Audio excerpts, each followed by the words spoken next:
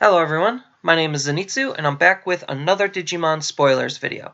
So over the past couple of days we got some new cards to look at, so let's just dive right in. First up we have Shukamon. So Shukamon is a pretty interesting Digimon because he's just doing a lot of different and interesting things. So first off, he is a level 4 Digimon that costs 3. This is usually not a very common occurrence, considering the only other time we've seen this is in the form of Numemon, and I actually generally like level 4s that cost 3 because they're just so efficient to play in case you don't see a rookie. So these kind of act like very similar to rookies in which they're used as really solid stepping stones, and because he is just super efficient to play, you don't necessarily feel really bad to play him. On top of which, his evolution cost is 2, which is a little bit on the unfortunate side considering Numemon's Digivolution cost is only 1. So that just kind of is telling me that you don't necessarily want to Digivolve into this card unless you really have to, just because playing him is going to be a little bit more efficient, although it's going to be a little bit more expensive, but not by a large margin compared to some other level 4s. But as a result, for having such a low cost to play, like Numemon, he also has very low DP. He has lower DP than Numemon because he has an ability that kind of supports the fact that he wants to have low DP. What his ability is he has a When Destroyed ability, where you get to look at the top 3 cards of your deck, and then you get to play one Chumon from among them without paying its cost, and then put the rest to the bottom. Yes, this ability can whiff, but it's not that big of a deal if it does, just because of just the nature of Schrodinger's box withdrawing cards, where it's just like, oh, I could have used it, or it could have not been there to begin with. So I don't necessarily think this card whiffing is that big of a deal. And then if you manage to hit, you hit a Chumon, and Chumon is already looking to be pretty interesting, but I'll get into that in a moment. But essentially, I don't necessarily think a card like Shukamon is that bad. Like, what a lot of people seem to not really realize is if you're playing like a normal evolution-based strategy for your deck, then having low DP absolutely does not matter, especially on these lower levels, because most of the time, you're just going to be digivolving on top of it right away. So it's like, oh yeah, this only has 1000 DP, he seems really weak. Well, he costs 3 to play, so like his stats are warranted for how cheap he is for a level 4. On top of which, because he's 3 to play, you could, if you have 3 memory, play him and then digivolve on top of him for a essentially cheaper ultimate. Like, I don't think this card is bad. I think this card is quite good, and he's definitely doing some really interesting things with being able to search out a Chumon. Now, speaking of Chumon, as the next card, he is a pretty interesting Digimon because he is essentially a, I don't want to say Terriermon clone, but he has the same effect as Terriermon, where during both players' turns, the opponent can't gain memory outside of Tamer effects.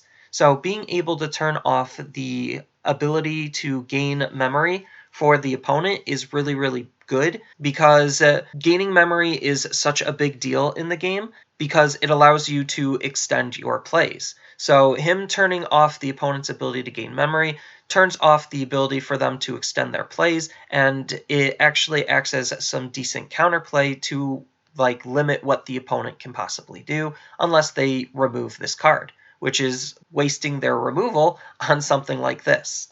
But outside of being able to be called from Shukamon, Chumon is just your fairly average rookie. He does have some slightly lower DP in comparison to his counterpart Terriermon, but it's not by that much to where like it's a dramatic difference. It's only 1000 DP difference.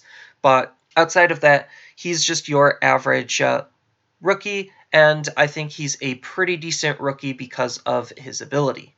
Next up, we have Tsukaimon. So Tsukaimon is a fairly average rookie. He has the inheritable ability of when destroyed, you get +1 memory. So we've seen this type of effect before in the game, so it's not necessarily new here, but it's new for the color purple, and it synergizes with purple a lot more than it did in blue, because blue had Gomamon and Leomon that did this. But with purple, you could stack a whole bunch of different when destroyed effects to kind of make this ginormous chain of when destroyed effects. When you sacrifice the Digimon to the ability, or it gets destroyed from attacking into the opponent's security or Digimon or whatever. But the point is, it's really good to see this type of ability in purple because purple needs more of these when destroyed inheritable abilities, so that way they could try to capitalize on when destroyed at various different levels and not feel bad for when the Digimon gets destroyed. And then next we have Saberdramon. So Saberdramon is just another pretty average champion where he gives the inheritable skill of Vengeance this time. So Vengeance is a pretty good ability where it allows you to basically trade with the opponent's Digimon, and giving that to potentially a solid Ultimate or Mega can make that Ultimate or Mega an even bigger threat than before. Outside of that, its stats might be a little on the lower side in terms to play and in terms of DP, but that's not that big of a deal. And then lastly, we have the Man of the Hour, the second secret rare of the set. We have Omnimon Alter S, or Omegamon Alter S, however you want to call them. But regardless, this is the final secret rare of the set, and he is very, very comparable to the original Omnimon in a lot of ways. So first off, he has a when Digivolved ability, you de-Digivolve your opponent's entire field. And then after all of the Digimon on the opponent's field is de-Digivolved, if any of them have 5,000 DP or less, they're just destroyed. So this is very, very similar to how the original Omnimon kind of wants to work, where he is more name-based. This is just more Digimon-based. So it's still trying to wipe the field of all of the Dioporomons, but he's just doing it in a slightly different way that's not name-based. I like this when Digivolved ability because it's just extremely versatile versus the field. It might not be as good as single target removal and then name-based removal, but it's just a different way of trying to do a similar thing, and I still like it. And then on top of that, he has a when attacking skill, similar to the original Omnimon, where you could return a level 6 evolution source from this Digimon back to your hand, and then for this turn, this Digimon can't be blocked. So instead of being able to attack again, this one just can't be blocked, which is still pretty relevant considering you could stack stuff like Security Attack on them, you could stack stuff like Reboot on them. There's a whole bunch of different synergies and different evolution stacks that you can make with him because he is off of red and black, so he could still be a very, very powerful and very, very potent Digimon, even when you return that level 6 back to your hand.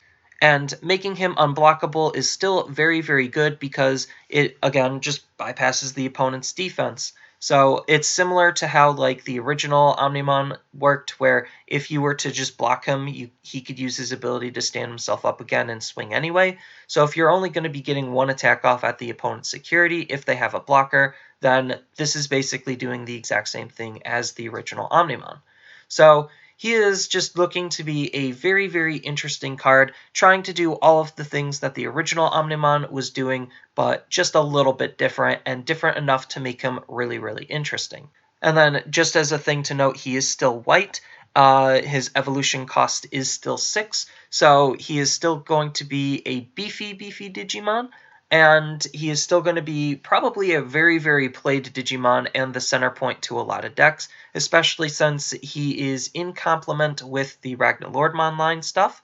So you could use some of the Ragnalordmon line stuff to really make him a powerful Digimon, because Ragnalordmon's, a lot of his synergy is level 7 based, and, well, Omnimon Alter S is a level 7. So he just has a lot of synergy with red and black for both the original Omnimon support and Ragnalordmon. So this is just going to be a very, very powerful and very, very playable card.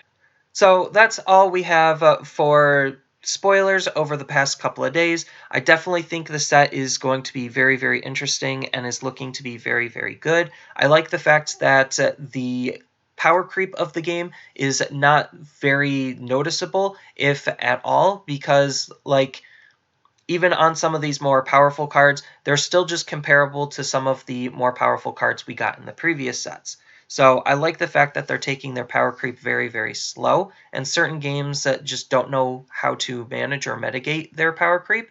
And it looks like Digimon is definitely taking its time ramping up its mechanics and making use of what we currently have still. So that's all I really have for this video. As always, tell me your thoughts about any of the cards down in the comments below. And as always, feel free to like, share, and subscribe for more content, and I will see you in the next video.